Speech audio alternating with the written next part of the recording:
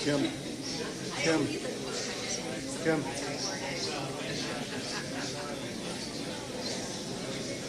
How do you say your last name? How do you... Todd. Yes, sir.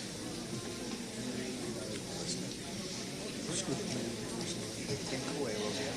We have council presidents, Judy Flowers, and candidate Jerry King is here too. Oh, now it's here. Hey, man, how you doing?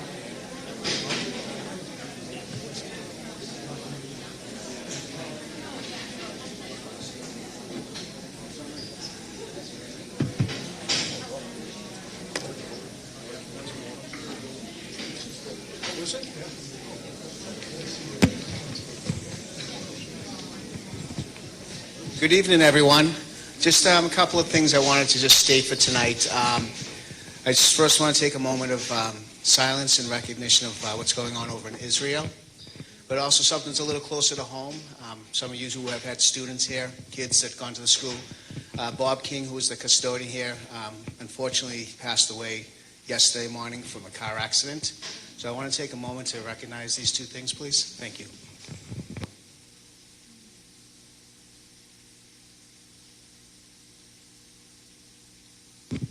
Thank you. I'm going to hand over to our moderator, Steve Moffett.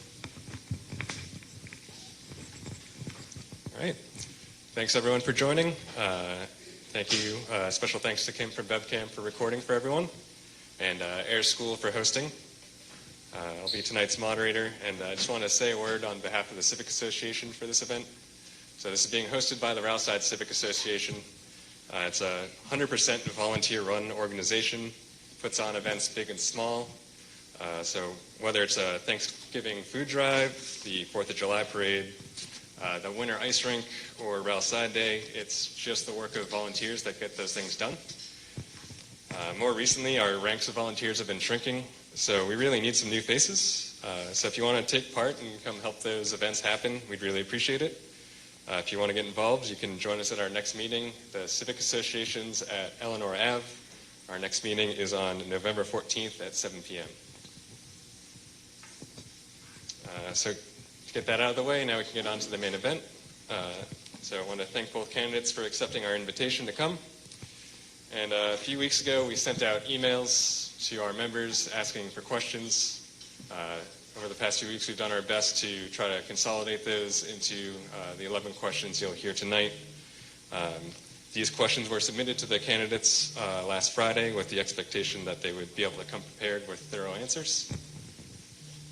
So we have 11 questions to get through, so we would like to also ask that everyone please hold any applause or comments for the end so we can give the candidates the full time to answer. With that in mind, I'd also like to ask if each of the candidates could just take a moment up front here for anyone that isn't able to get their question through or who's watching online, if you could just give us where we can get other questions answered from you. Yes, you can go. Is that okay? Okay. You can go to my website, zarelaformayor.com, and you can leave a message on there if you have any questions, and we'll get back to you. And thank you, Stephen. It's good to see everybody. I'm happy to hear from folks either at my website, mayormikecahill.org, or at my email, Michael P for Parker, Michael P. Cahill3 at gmail.com. Thanks.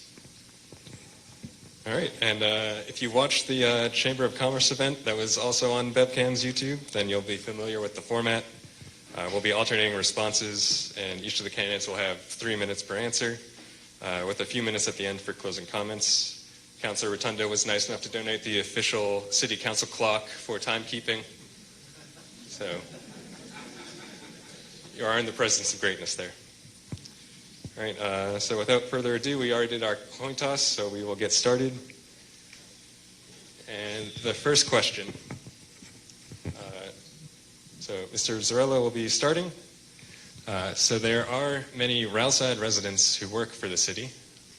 All the major contracts, BPD, BFD, schools, TPS, they're up for renegotiation in 2024. This, along with all the discussions of several of the major capital projects, how do you see balancing the budget through this? Thank you. First, I'd like to take a moment and thank everybody for coming this evening. I'd also like to take a moment and thank the Ryal Side Civic Association, the Ayers Ryal Side School, and I'd also like to thank our elected officials that are here this evening, Jerry Paracella, Kim Cohen, Quelo, I'm sorry, Matt St. Hilaire, Council President Julie Flowers. Also, I'd like to thank Todd Rotundo for this evening.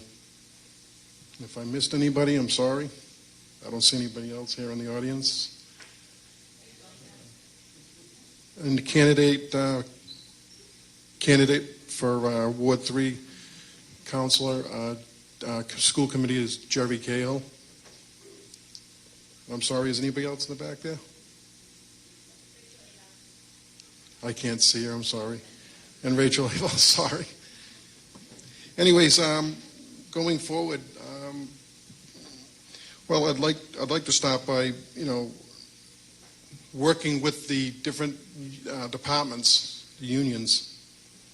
I think it's very important that we build a partnership together going forward. Negotiations and contracts, they always seem to get dragged out for a couple of years at a time. I think that's unacceptable. If I'm elected under my administration, I will sit down with my team and we'll negotiate these contracts and get them done in a timely fashion. I also think it's important that we shouldn't be using outside litigators to come in and help with negotiating our contracts. We employ a city solicitor. We also employ an assistant city solicitor to help with these negotiations. And it always seems that we have to hire outside firms, and we spend a significant amount of money to handle these issues. This is something that I will work closely on and remedying so that we can build a good team and have a strong morale amongst our employees. The city has an $89 million budget, $89 million cash in the bank, an $8 million surplus. I don't see any reason why we need to hire out to come in to fight these contracts. We should sit down and negotiate them like men and women and move forward. So everybody will be happy and the morale will be raised. Thank you. Mayor Cahill? Steve, could you repeat the question, please? Sure. Thanks. So many of the Ryal Side residents work for the city, with all major contracts being up for renegotiation in 2024, along with the discussions of several of the major capital items. How do you plan to balance the budget with these? Thank you, Steve. So first, I want to say that city government really exists for a few reasons. To take care of and invest in our infrastructure, make sure that the buildings, the roads, the parks, the heavy equipment, that everything is in order and we invest in that. And second, and really chiefly, it's to deliver services. It's to educate our kids and keep us safe and make sure that our seniors and our veterans have services they need, make sure we have libraries and parks, make sure that the public health as well as the public safety is protected. So it's really about services, and the services are delivered by our staff, by our employees. The greatest piece of a municipal budget is in the salaries and the pensions and the health care of all the staff who do really incredible work day in and day out throughout the year. So that's really primary. And in order to balance the budget, which, by the way, and I know you know this, it's state law that we have to balance our budget every year. So you've entrusted me for the last 10 years with running the city, with leading the city, and we've balanced our budget 10 years in a row. In doing so, we've delivered the highest quality services that we've been able to, and I think that they really stand strong across the city. We've also invested. We built the new middle school that everybody knew we needed. We built a new police station because our police had needed one for probably 50 to 60 years. And so we have these facilities. We continue to try to deliver the best quality services with our staff. And it takes us balancing every piece of all of those priorities. Every one of us can look at what our city does and say, this is important to me, this is important to me. It's never just one thing, right? And so when it comes to the contracts, I've been involved in, I think, 3 contracts with each union over 10 years. And really our guiding principle has been, one, always respect our staff. They do incredible work. They're professionals. And that's something that I bring every day to the work I do, and when it comes to negotiation time, to those efforts.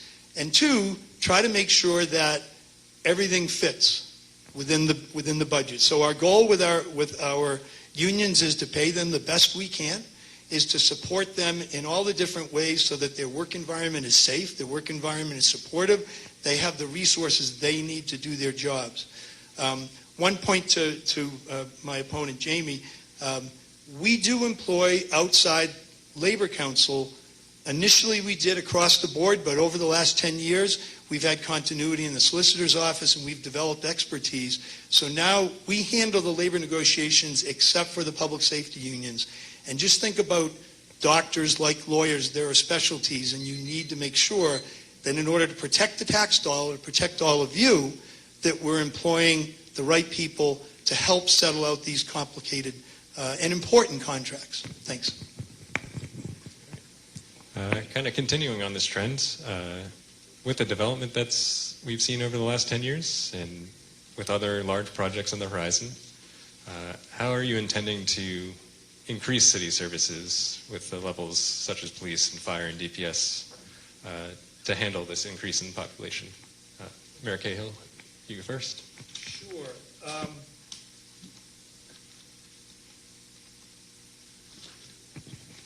So the first thing I'd say is the population of Beverly in 1970 was 40,000. The population of Beverly today is about 42,500. It's important for me that we all understand the type of development that we've seen in downtown Beverly over the last 25 years. The model, the transit-oriented model, it's largely studio, 1 bedroom, 2 bedroom, near transit, which is supposed to be how you can build density into a downtown and have the city absorb the need.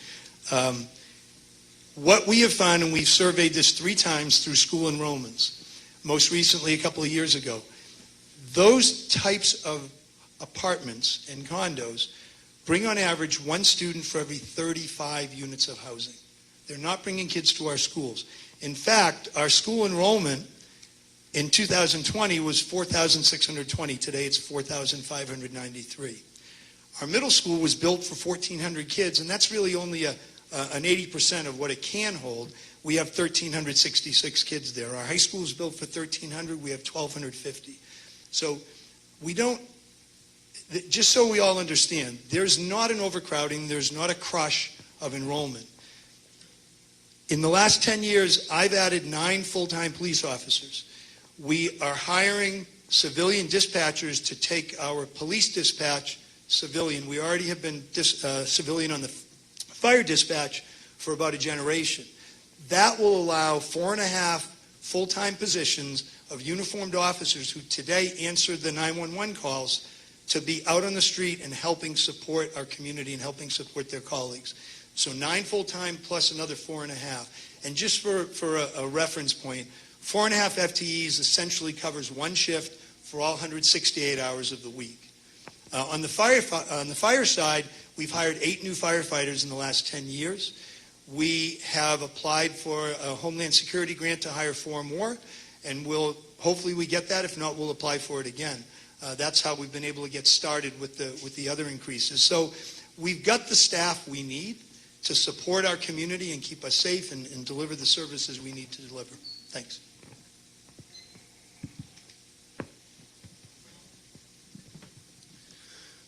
Well, Mayor, I respect your opinion, but I have to disagree with you as far as the 9 police that you've added. We've actually lost 16 police officers in the last 2 years. 16. That's not good. You know, the population is still 42,000, and we're down 16 police officers in this city. Totally unacceptable. You know, as far as the city services go, you know, I think we need to step back and we need to slow down the growth in the city. Maybe even pause it for a little while. I think it's putting a serious strain on our services. I think we need to actually increase our commercial base, which actually, by the way, it doubles the taxes coming into the city, to help generate revenue, okay, into the city. Less services puts a less demand of services on the city by bringing in more commercial business into the city, which will help us flourish in the future. Also, I want to touch on one thing. Has anybody in here been to the Beverly Hospital lately? Hours before you get in to see a doctor. Hours. You might as well bring a bed there yourself. Okay? I know I was just there not too long ago with my daughter. So, raising our residential development is definitely putting a strain on our city services as well as our hospital. And I think we need to seriously step back and take a look at this and address the bringing in more commercial business into the city to help with the tax revenue. Thank you.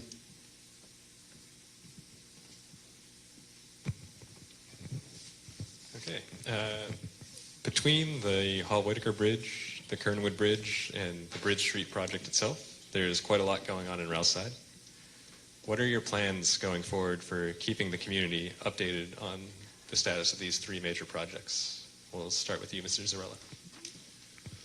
Well, first of all, the Hall-Whitaker Bridge, that's a whole nother story. You know, the last meeting I was at, the DOT said it's been a decade of problems with the Hall-Whitaker Bridge. You know, just in the last year and a half, 2 years, this is something that's come up, and you know, the mayor was addressed that they were going to close the bridge down well over a year ago. And the fact of the matter is that he simply did nothing about it. Now all of a sudden, we're going gun-ho because he's got somebody running up against him. You know, I think that the Hall-Whitaker Bridge could have been addressed quite some time ago. Started the permitting process, would have made it a lot easier on the Ryal side residents, as well as the fact that, you know, in the last meeting, DOT said they want to help us. They would like to do something. I think that I came up with an idea that maybe we should put an ambulance based in Ryal side to help with the timing of them and their response timing of getting here. You know, every 3 minutes of your loved one laying on the floor seems like an hour. It's unacceptable.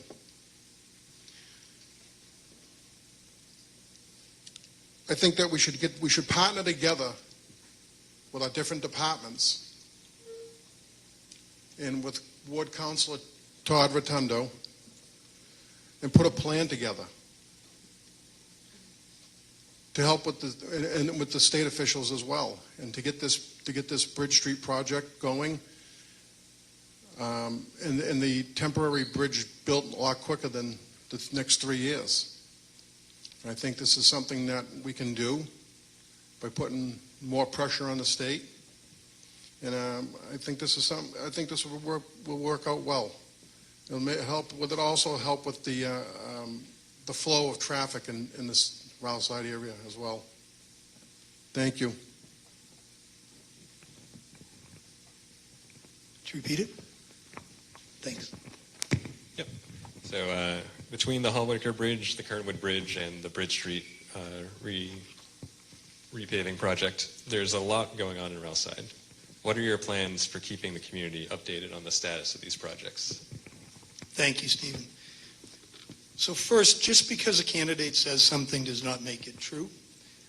I'd invite every one of you, and I'll invite the newspaper, to please look at the FY14 city budget and compare it to the FY24 city budget, and you will see that we are funding 9 more full-time police positions than we did 10 years ago.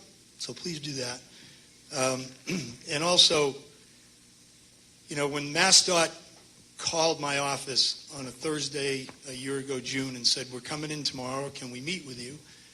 Said, sure, what do you want to talk about? We'll tell you when we get there. And they came in and said, we're closing the Hall Whitaker permanently on Monday. It's not safe to drive across. So I will tell you that, look, none of you received that well. We didn't. Nobody likes it. I've said this before to neighbors in Ryal side. I feel for you. I mean, you're the ones who have to drive the roads with more traffic. I get that. It's something that we, and by we I mean Representative Paracella, Senator Lovely, Councilor Rotundo, several of the other councilors, Congressman Moulton, the Senator's offices, U.S. Senator's office. We've been working on this with MassDOT daily, weekly, throughout the last 16 months. We got MassDOT to design the temporary bridge to 25% as they committed they would, and that was done in the spring. Then on the heels of that, they came in and they did the boring work in the river. These are steps that we all understood had to happen. So we've tried to get the 3 federal and 2 state agencies, who, by the way, never talked to each other, to come together, and they finally have started doing that. It's not a guarantee that we'll be able to significantly cut timelines, but we're trying, and they won't be cut at all without them talking and working, trying to be creative together. So that's what we're doing together. In terms of how we'll share information during the course of the bridges, the 3 bridges project, it's a combination of things. It'll be using the phone calls. It'll be emails. It'll be, the Bridge Street project itself. This is the road project that will be starting sometime next year. The state did advertise it last month, so we'll be bringing a construction management firm on. We'll set up a page on the website for the project. We will make sure that there are regular updates, phone call, email. We'll look for help from the Civic Association, downtown from Ward 2 Civic. And any thoughts you have on making sure that everybody gets the same information in a timely way, I'm happy to hear and work with. On the bridges themselves, we've asked MassDOT to come hold an in-person update with us before the end of this calendar year. We're pushing hard with them to try to make sure there's something meaningful to update on by then. And again, any further thoughts that you have on the communication piece, we want to work with you on it. Thanks.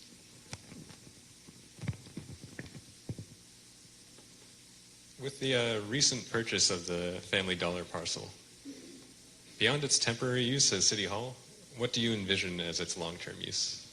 We'll start with you, Mr. Cahill. Sure. So first, we spent 3.5 years working with the folks who were trying to develop the Family Dollar store to figure out how to protect and save the 108 parking spaces that the city has been using. Now, most of us grew up thinking that those were city spaces. The reality is the city's been leasing them for probably 60 years from the owners of the dollar store parcel. So spent time trying to figure out how to protect them. They wanted to use all that parking to build 118 or so apartments. So we tried to figure out, okay, can you build underground? Can you build above ground? Can you add parking? None of it was really going to work. It was all going to involve the city spending a lot of money to help a private entity build housing where we already have needs. So we then got an appraisal, and the appraisal showed us that we could buy the parcel for less than we would try to put into their project. So that's the route we went. The main reason for the purchase was the 108 parking spaces that are now permanently protected as city downtown parking. Our downtown businesses need this, our downtown residents need this. In addition, as we looked at it, we have been very sensitive to the concerns people have of being priced out of their homes. The ability of people working hard in Beverly whose income level has them at risk of rents continuing to go up. So the city can't solve it all on our own, but we plan to RFP development rights over that parking for 50 units of workforce affordable housing for working families. And so that's something that we hope to do in about a year's time to put that out. And then the building, the existing building itself, it's zoned for commercial retail. We all believe in the downtown and the fact that first floors should be businesses and should be open to the public, and there should be a lot of positive economic activity. So the expectation we have is that we're going to have a public dialogue at some point about just what people want to see in terms of the construction. Do people want to make sure that building is completely preserved? Do they want to make sure the facades are preserved? So those are some of the conversations to have in regards to the store, the commercial building, before it is sold, because we will sell it for someone to redevelop for the commercial retail needs. As to whether or not we can use it for City Hall, we've been looking at that for several months. There's a cost that will be involved either in fixing that space up for our staff or in renting space elsewhere. We really want to stay in the downtown with City Hall's services to the public for a lot of good reasons. We're working with the state agencies that are responsible for overseeing the new state building code to determine whether we'll be able to meet their requirements without it being too expensive. So either we'll be there for our City Hall needs, or we'll be sooner going to that conversation about how to go forward with commercial redevelopment there or commercial renovation. Thanks. Could you repeat that question again? Sure. What would be your future plans for the Family Dollar parcel beyond its temporary use as City Hall? Well, I personally, myself, I think it was a very bad deal. It's my opinion. $7.5 million. Listen, folks, we have the Briscoe Middle School, 6.5 prime acres in Beverly. 6.5 of prime acres in Beverly. We sold it for less than the cost of a 3-bedroom home in Beverly. But yet we bought a postage stamp in downtown Beverly for $7.5 million. I believe the valuation is right around maybe $3 million. And also, I think that a building of that age has got to have asbestos in it. So before, if I become the mayor, if before I would put any of my employees in there, I'd have a full inspection done in that building. I definitely wouldn't put my employees inside that building without having it inspected. Once, I believe that the Briscoe Middle School would have been a great city hall and a great police station. And we wouldn't have had to have bought the Family Dollar store for $7.5 million. We could have used that money in a lot of other different areas in the city that need some attention.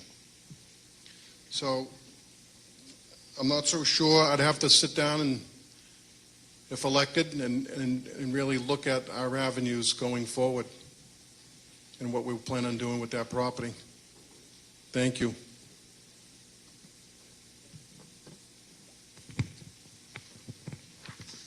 All right. With the state's denial of funding to support the resilience plan at Oar Park, what will be your next steps in seeking grants or finding alternate solutions to protect Oar Park, and how will you fund it? Good question. So I believe the reasoning why the state denied the grant was because the city already got a grant this year for $325,000 to help with the resilience program at Lynch Park with the erosion. So that's my belief in why we didn't get the second grant for the Oar Park going forward. I think, next year there will be other grants available. We could apply for those to help with the resilience program option at the Oar Park and the erosion problem. But there's also other avenues that we could use too. I think we could look at CPA funds. We could apply for CPA funds. And in case a lot of you don't know what CPA funds are, it's the Community Preservation Act. And I think that might also help with alleviating some of the problems of the erosion at the Oar Park. Like I said, this is all something that I would have to look into if I was elected as your new mayor.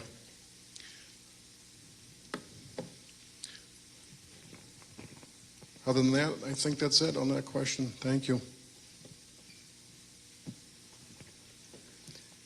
So I'll just restate it. So the question's about, we didn't get a grant we applied for. How do we move forward with the next steps with Oar Park and trying to stop and prevent further erosion and restore? So a couple things. First, we received a grant to assess its vulnerability and come up with the right strategies to help guard against it or stem the tide there. And so we did that, and the second grant was meant to take us through the design and permitting. We have local, state, and federal permits needed in order to be allowed to work in the water and along the shoreline. Now that grant didn't come in, we're going to move full speed ahead as if we got it. Now this requires the City Council to agree, but we're going to file a motion with the City Council for next week's meeting, asking them to take some money out of the city's reserve for unforeseen account and put it to the next bunch of work. And we've looked at just how much work we can get done between now and June 30th, so within this fiscal year. And it's a lot of the design and permitting work. So as I said, we've got to get permits at 3 different levels of government so that we can get to where we can actually go and build. And when I say build, there are some strategies for replanting and recreating a living shoreline that will help prevent further erosion. In the meantime, on the land side of the erosion, and I know many of you know Oar Park well, our goal is to try to cordon off an area, particularly by the bathroom and between there and the river, to try to cut down on people walking down there, walking over there, because there's the erosion from the water side and then there's the foot traffic erosion. So we'll do what we can together, and we'll try to push forward as quickly as we can with all the permitting to get us closer to building something there. I do want to just touch on a couple of thoughts on the last question. As we figure out whether City Hall can go across the street, it's clear that any building that age has got asbestos. So asbestos abatement is one of the costs that factor in. We know there'll be costs to make it ready to use.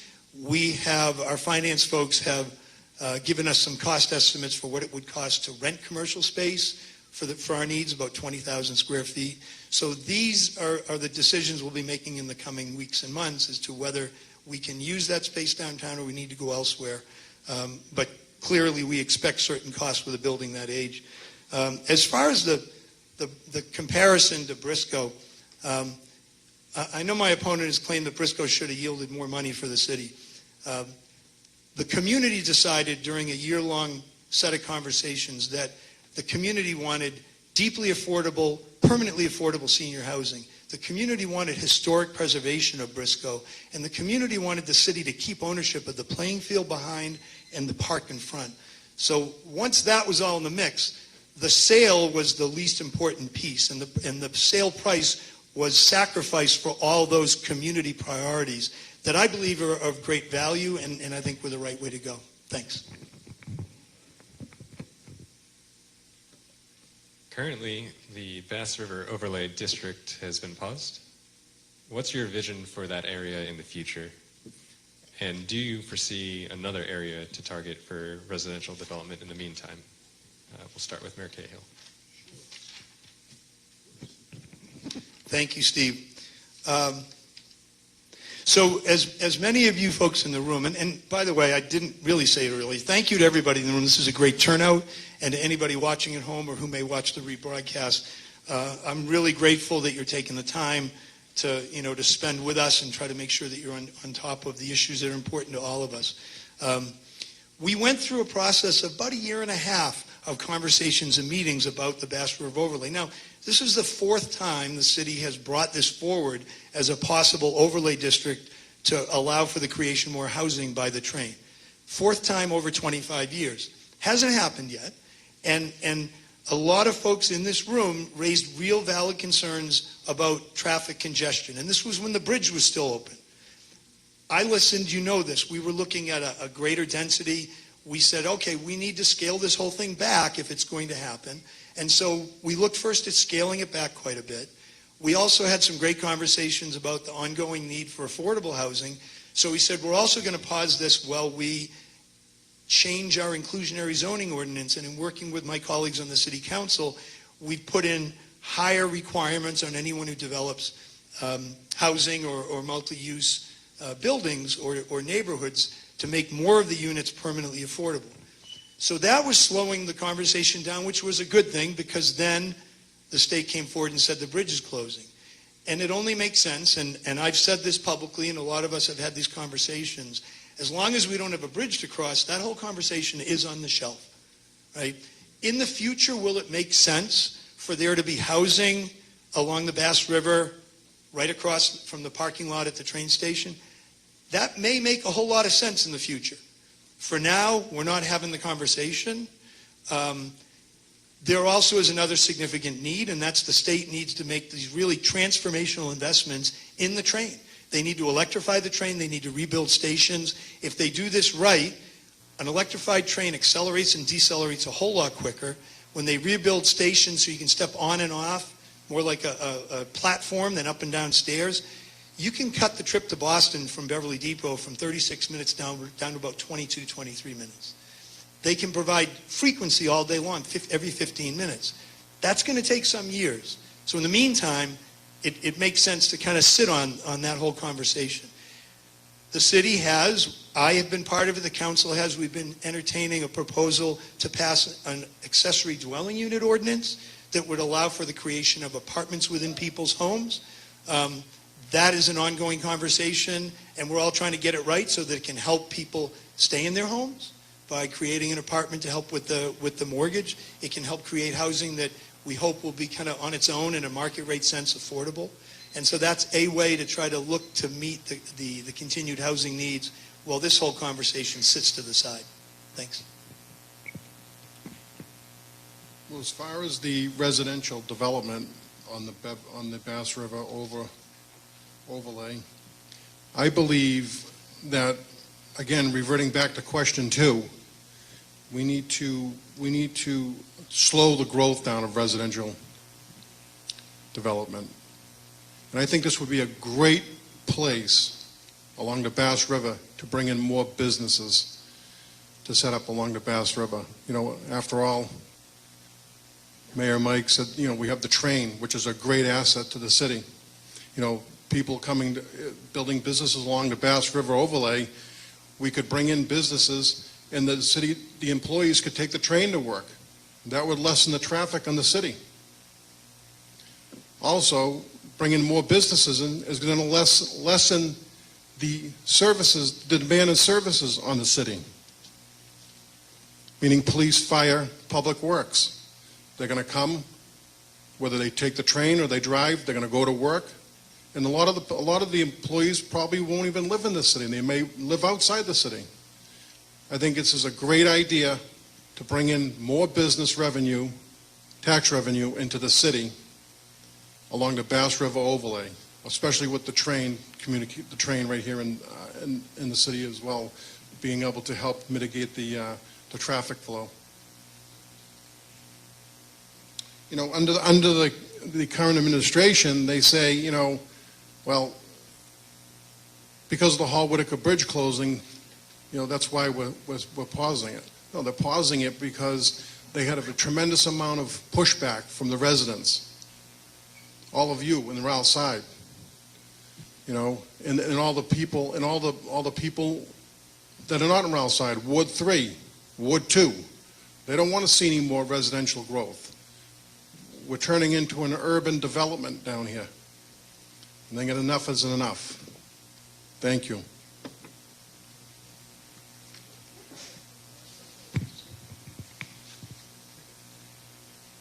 What steps do you plan to take to support our schools and teachers? What general areas of improvement do you see? And more specifically, how can we improve retention of our teachers? We'll start with you, Mr. Zarella. Well, this is a great question. You know, again, our teachers are underpaid. We have had a serious a leave of teachers this past summer. We had 26 middle school teachers leave the middle school this past summer. You know, we have over 350 teachers in the city. But in the last 5 years, 11 to 15% of these teachers have left. 11 to 15% of the teachers have left and gone outside of our city to find other jobs that are paying more money than the city of Beverly. You know, think about that for a minute. Over 350 teachers in the city, and we turned over almost half of them in 5 years. That's unacceptable. We need more paraprofessionals in the schools, especially in the middle school and high school, to help with our children that have special needs. And under my administration, we will do that. We will put more paraprofessionals on, and we'll pay them the correct wages they deserve, as well as our teachers too, so that we can stop them from leaving our great city. You know, at the end of the day, our kids are our future, and that's what I'm looking forward to, is expanding teachers, giving them the pay they deserve, along with the paraprofessionals, okay, and make us a great city again. Thank you.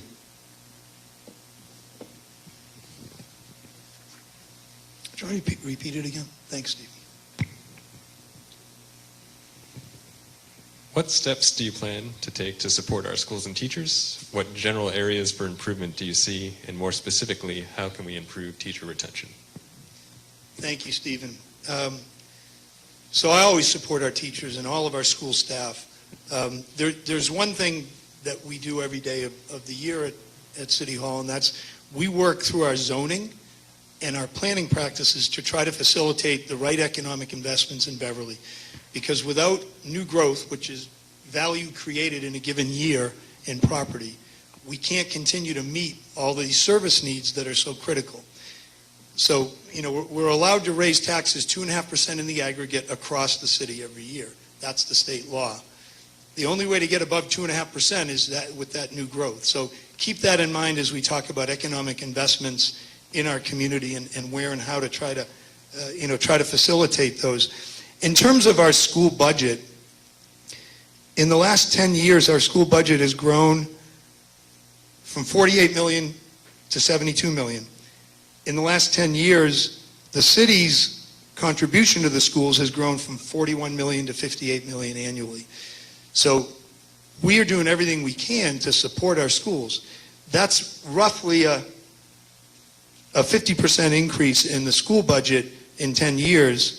On the city side of things, we've increased city spending by $26.4 million, which is about a 45% increase across city accounts. So the reality is that for all of our services we deliver and all of the staff who deliver those services, we're doing our very best to support them. In terms of how we support our teachers day in and day out, it's through providing them high-quality trainings, providing strong curriculum, providing professional development, and course reimbursements for that professional development and growth that they undergo, that they pursue. Supporting our kids helps our teachers. Supporting our teachers helps our kids. We all know it's been incredibly challenging in our schools from the beginning of COVID on through to now. There are a lot of things that were missed. There are a lot of things that were lost. There are a lot of things our kids need. We have been trying to address that both with thoughtful investments of the federal money that's been made available and our own city money. And so We've added school adjustment counselors. We've added board-certified behavioral specialists, which we've been employing these professionals for years, but we've really targeted additional positions as needed. We've put in outreach staff to work with families who are struggling the most. We see kids come into school with a lot of challenges, and we can see some commonalities within families, and so we put resources to try to help those families be in a better place, and their kids come to school in a better place so that they can learn, and so the environment for all the kids is stronger. We started with a program last year called City Connects, which has a professional in each school whose job is to try to connect the kids who have the greatest need with all the services that are out there in our local community and beyond, to again put these kids in a healthier place so that the environment in our schools can be optimal for learning for every child, and provide our teachers the best working and learning environment we can. And then, I'm sorry, I've used the time. I'll try to go back to it in the next question. All right, well, luckily you get to answer first on this one. So, yep. What would you like to see the city do to expand and improve senior services? And what were your thoughts on some of the proposals recently for a modified tax program for seniors? So the state just passed a tax relief law, and in it they doubled the credit for income eligible senior homeowners from $1,200 to $2,400. If you think you might be in that category, you should look to that. It's an opportunity when you file next year. What the city has done, in 2019, the city essentially took to the maximum what we can exempt, what the city can exempt senior homeowners from in terms of their property tax payment. So essentially the first $1,000 of property tax are now exempted for anyone 65 and over who qualifies under the income guidelines. So if somebody believes that they should be able to take advantage of that, they should reach out to our team in the finance department and see whether they're categorically eligible for that. We also have a senior tax work-off program. I know not everybody can take advantage of that, but we have a good number of seniors who have found real enjoyable chances to get together and do some volunteer work for the city, and they're able to work off $1,000 of their tax bill in that way. Beyond that, you asked also about programming. We hired a new director at the Council on Aging when our prior director retired back in the spring. And he's hired a new assistant director. So Chris Gomez and his assistant and his whole team are doing incredible work with our seniors. They've gone on a tour of all senior housing developments to let them know what the senior center, what programs are there, what we offer, trying to get more people through the door. They've started monthly cultural celebrations. They've had celebrations of Africa, Polynesia, and the next one scheduled is the Hispanic Latino cultural celebration. And what those things have done, those celebrations have brought more and more people through the doors, because there's nothing better than food, dance, and music to bring people out and help them socialize. They've started issue discussion groups, such as how to declutter and downsize as you prepare to move, how to live more passionately as a senior. They've started a low-impact training program at the senior center for seniors to be more physically active. They've brought back movie nights and game nights, and they've expanded on those offerings and trips. They've started an LGBTQ discussion group monthly. And so there's a lot, and they've started offering 2 Wednesdays a month rides to Market Basket for seniors through the Council on Aging transportation team. So there's a lot that we're doing, and we're trying to brainstorm with the staff, with the board of directors up there, and with the senior community as a whole to do more and more as we go forward. It's an exciting time to be a senior in Beverly because the programming just keeps growing.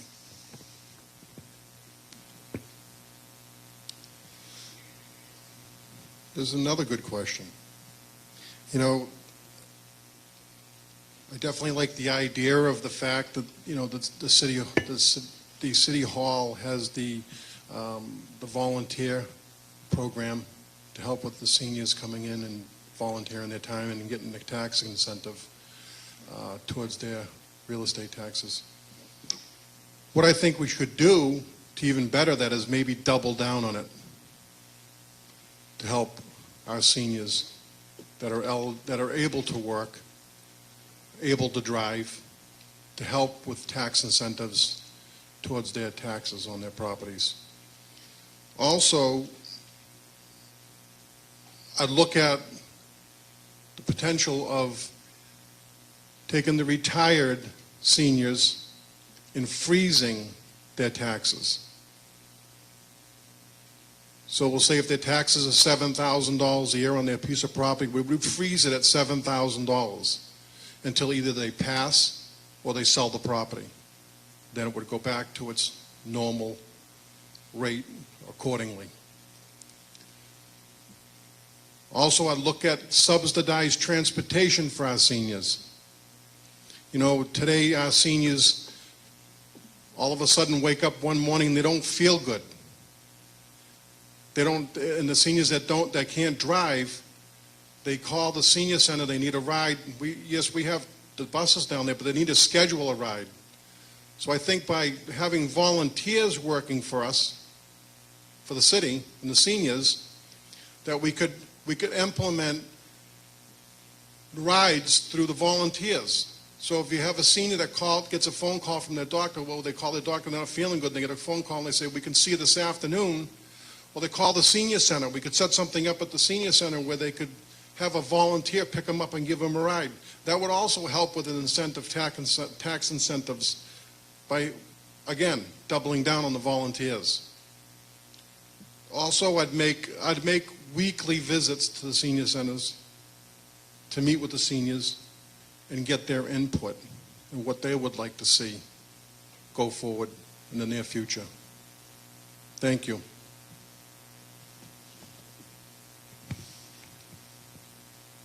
Many of the neighborhood sidewalk and roads need work, and while we realize state and federal funding has been dedicated to recent and future projects, there's still much work to be done.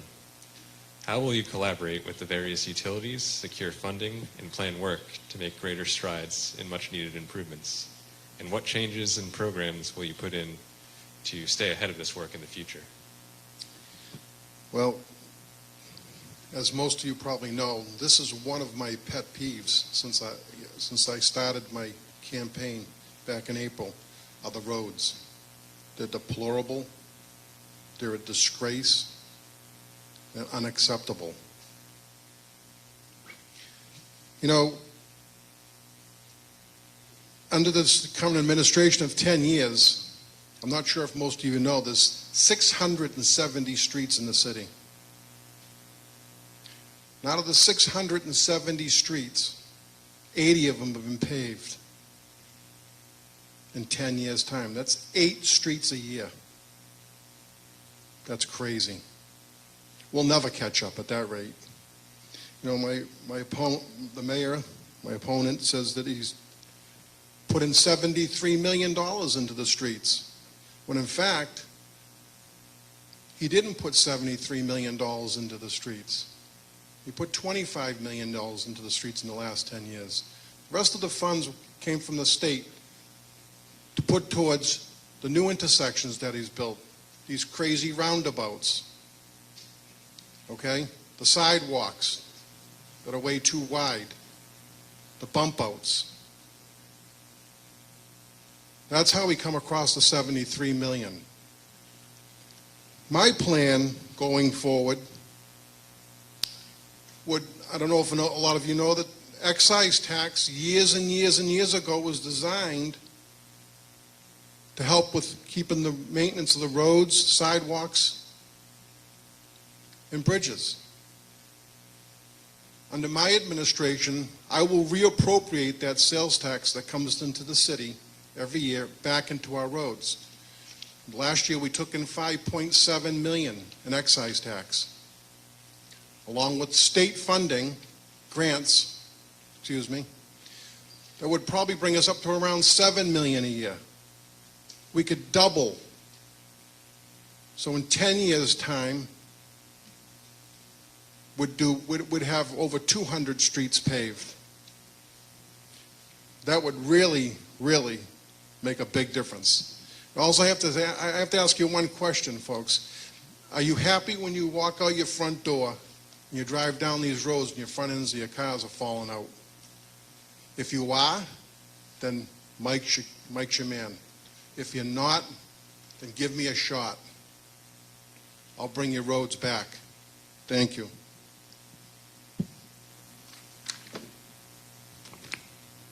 Question? Regarding the roads and sidewalks, how will you collaborate with the various utilities, secure funding, and plan work to make greater strides in the much-needed improvements? And what changes and programs will you put in place to stay ahead of that work in the future?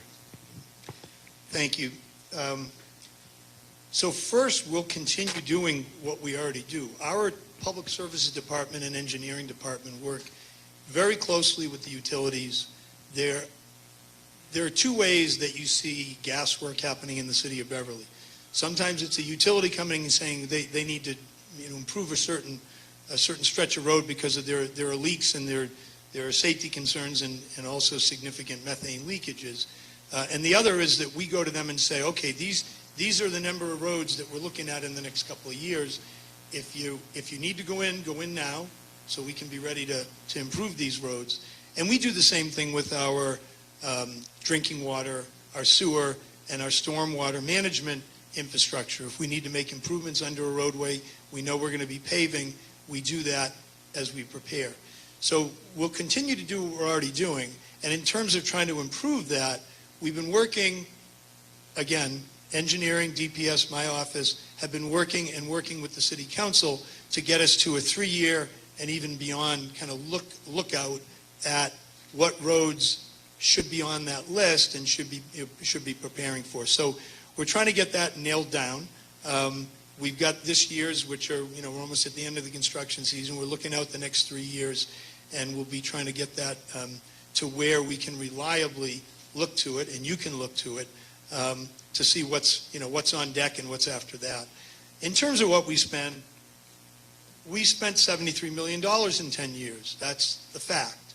Some of it has come in complete streets grants. Some of it has come as shared streets grants. Some of it has come as TIP money, which is federal money. That's how we do the big projects. We're going to rebuild Bridge Street next year, about a 1.5-year project. That can't happen based on our own local resources alone. $13+ million. We've spent about $1.5 million on it, on the design and on those temporary and permanent easements and just a small number of permanent takings that come with the project. So under $1.5 million of city money yields $13 million in federal money. We did the same with the 3 Bridges project. So we'll continue to put as much as we can. And as I've said, and you've heard this, we've got $20 million that we're trying to put towards next year. It's the $13 million in the Bridge Street TIP project that's finally coming. It's $3.25 million that National Grid has agreed to pay to repave all the streets that they're ripping up for the high voltage line project. And it's as much as we can put in of our own city tax dollars to go with the $1 million or so in Chapter 90 money, which is our own gas tax money. And we'll just keep pushing as much as we can.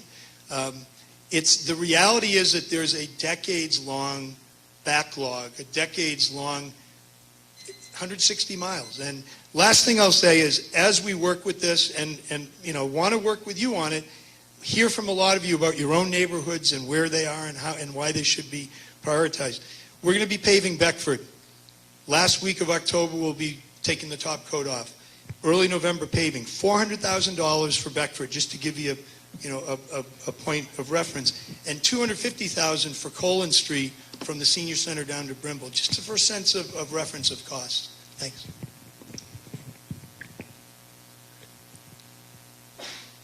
Citizens of Ryalside, along with the rest of the city, are repeatedly asked for transparency with consistent and clear communication. How will you achieve this, Mayor Cahill? Thanks. And I know there was a reference to the city website.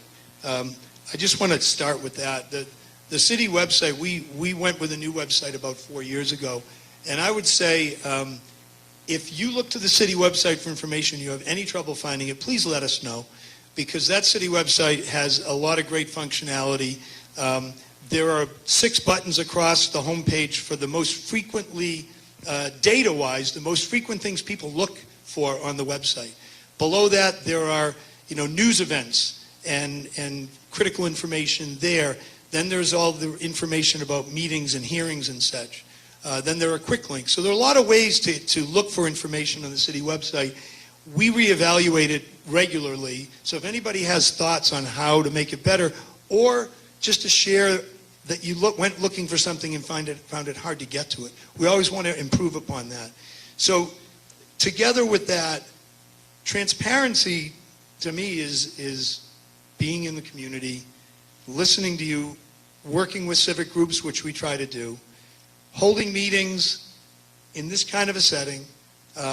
We do use the reverse 911 system to try to share out important information. We're always sensitive to not overusing it. So if anybody thinks we're underusing it, please let us know. We do a lot of citywide on issues of citywide interest. We do at times, draw maps around sections of the city and put out more targeted phone calls. We can do that. We already work with the various civic groups around the city to try to make sure that we share through them, because there are constituencies that are plugged in there. And it is really about the work we do day in and day out and trying to make sure that we stay connected with you, which we work very hard at. Thanks.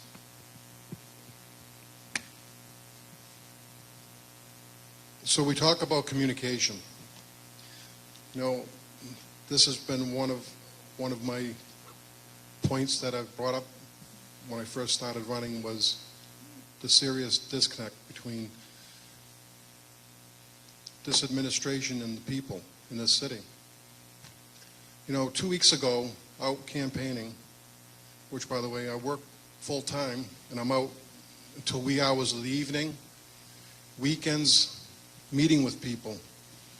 I met a woman that she says, I called the mayor's office 50 weeks ago. She says, he just called me back. 50 weeks later. That's totally unacceptable. Under my current administration, if elected, we'll have an open door structured policy. 2 days a week, you're going to be able to come in at certain times those days, and you're going to be able to sit and talk with me and address your questions and your concerns. And I'll try to remedy them as fast as I can.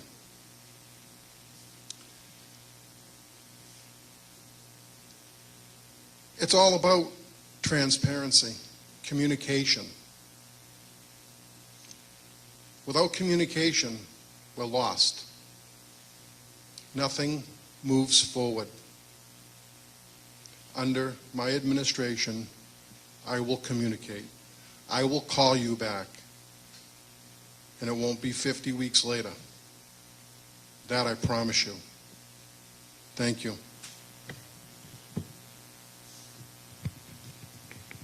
All right, homestretch question. Do you foresee a continued collaboration between the city and the YMCA for management of McPherson Center, along with development of the new building and beyond? Mr. Ryal? Absolutely. 100%. I think we should stay collaborating with the YMCA. It's a great organization. Beverly's lucky to have them. They've been here a long time in this city. The YMCA offers a lot of services to the city. After school programs for families, for the children. So, today a lot of mothers and fathers are working. And their children have nowhere to go, and these after school programs takes them off the streets. I think the YMCA is a great organization. They help out with a lot of families that are struggling with food, a place to live. They also offer many services. They have, you can join the Y. They have gyms there that you can go and work out at. I think it's a great organization. As far as the McPherson Youth Center goes, I think we should be expanding that twofold. I mean, the kids today have nowhere to go in this city. What playgrounds are there for the kids today in this city to go to that ain't falling apart? For an example, look at Ryal Side School. Look at the playground here. They need a new playground. And, you know, this administration says, listen, you know, we'll pony up $100,000. We know it's going to be $160,000. Maybe your kids can hold some bake sales and raise the other $60,000. That's not acceptable. These are our children. They should be able to come to school, play, learn, get an education, and go home. And not have to worry about having bake sales to raise money to make a new playground. So therefore, I'm 100% for the YMCA, and I hope we can work with them for a long time in the near future. Thank you. So, there are a lot of wonderful places for our youth in Beverly. We've made a lot of great investments. And where there need to be investments, they'll happen. The Ryal Side play structure is the oldest of the 5 elementaries because it was the first put in. The superintendent is working with the Ayers PTO. The superintendent set aside $100,000 in ESSER funding. That's the federal ARPA money for schools. And there's a conversation ongoing about just how best to spend that and whether the budget needs to be larger than that or not. So, you know, that's I think things are on a better front than are being portrayed. The YMCA stepped in. The YMCA always steps in. YMCA's, that's what they do. Where there's a challenge in a community, they come to the table and they try to help figure it out. And in 1993, the city of Beverly was in a bad way. The city of Beverly was in deep financial trouble. There were threats of state receivership. And the city was looking at how to balance a budget that was very out of whack. They were looking at closing the McPherson Youth Center. The Y put their hands up and said, wait, don't do that, we'll run it for you. So ever since then, there's been an arrangement, an agreement, a services agreement with the Y. And the Y has run great programming there. COVID has highlighted some real, as I said earlier, some real deficits and challenges for our kids. And you know, when I was a school teacher, I remember my principal said to us one day, you make sure that these kids are safe for the 6.5 hours they're here, because for some of them, they're the only hours in 24 when they are safe. Well, in Beverly, there are more hours that we can help keep our kids safe, and our youth center does a lot of great work on that front. So we went forward with putting additional ARPA funds out, and the YMCA responded to that bid. And so for the next, until the ARPA funds are expended, or until there's a deadline on those, end of calendar year 24, there are going to be increased hours, there are going to be increased programming and staffing at the youth center. So we value their role critically. At the same time, we're going to need to, at some point, RFP for those services, meaning by law, as a municipality, put it out to anyone to bid on. And we anticipate at that point that the Y will respond and will bid. And if they put their best foot forward and it's the best proposal, then they'll continue to deliver those services. That's probably some time away, because in the meantime, they're working with us to help design and build the new youth center, which will be 4,500 square feet as compared to the, I think, under 2,000 square feet that exists today.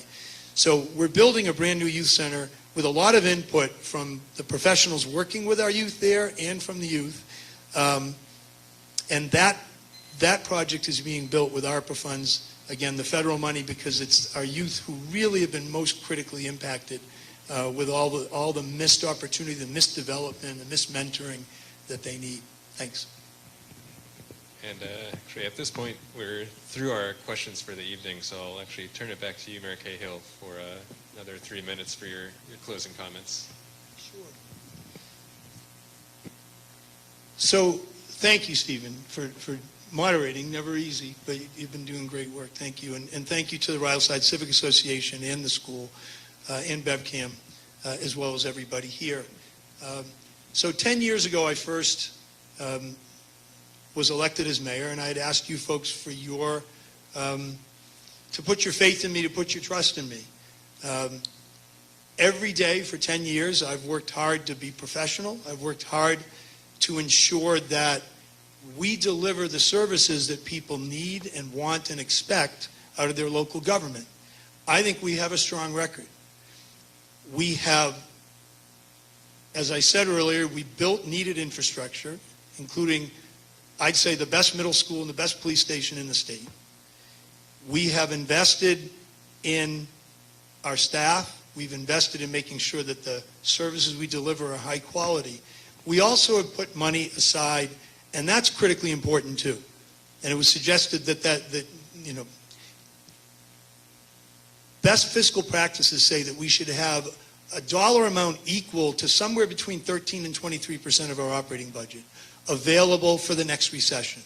Now, we've been incredibly fortunate, and I'm not trying to hasten the next recession. Let's hope we keep on doing well.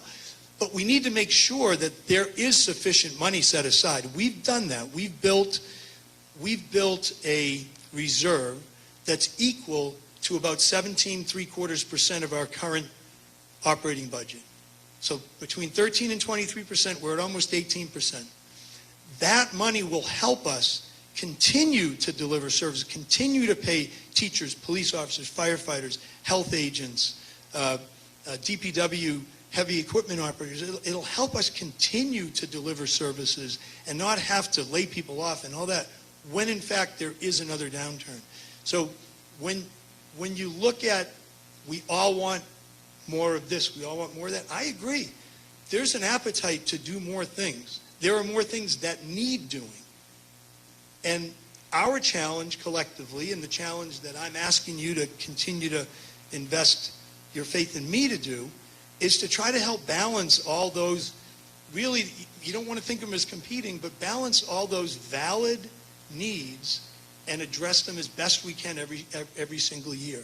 And when it comes to our staff, and we all know because it's been talked about, they're all in year 3 of 3-year contracts that run out next summer. We want to make sure we pay our staff as much as we can possibly afford to pay them and continue to make the investments across all of our responsibilities as a city. I'm grateful for your attention. I'm asking you to please give me your vote on November 7th. And if you have any questions for me, or you're not convinced, you want to talk some more, please let me know. I'm happy to sit with anybody and share thoughts and hear from you. Thank you. Well, I'd also like to thank everybody also for coming this evening, and the Ryal Side Civic Association, the Ryal Side School for hosting this tonight. You know, at the end of the day, I'm not a politician. I'm a business owner. I've worked hard my whole life, raised my children here, gone through the school system. Now my granddaughter, my new granddaughter, 5 months old, she'll be raised here as well. You know, I have a passion for my city. You know, I love my city. My father started the company here in 1960. I took the company over in 96. I've been running it ever since. And we do a very good job at what we do, taking care of the community and taking care of our customers. So I plan on, if elected, if you give me the opportunity of electing me this November 7th, I will end the disconnect between this administration and the people. I will be a mayor for the people. There'll be no communication gap. If I'm elected your mayor, I will fix these roads. I will put them back into shape.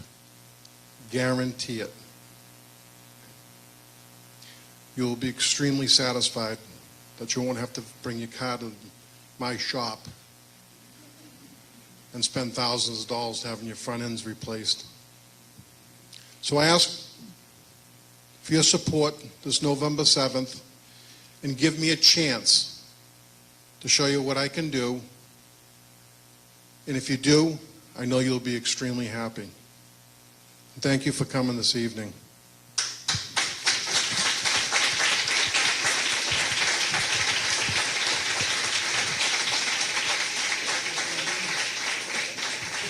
So I just want to thank everyone once again for coming out. I want to thank BevCam for taping so everyone across the city can see. Once again, thanks to Ayers for hosting. And please reach out to us at RyalSideCivicAssociation.org. Thank you all for coming. Good night.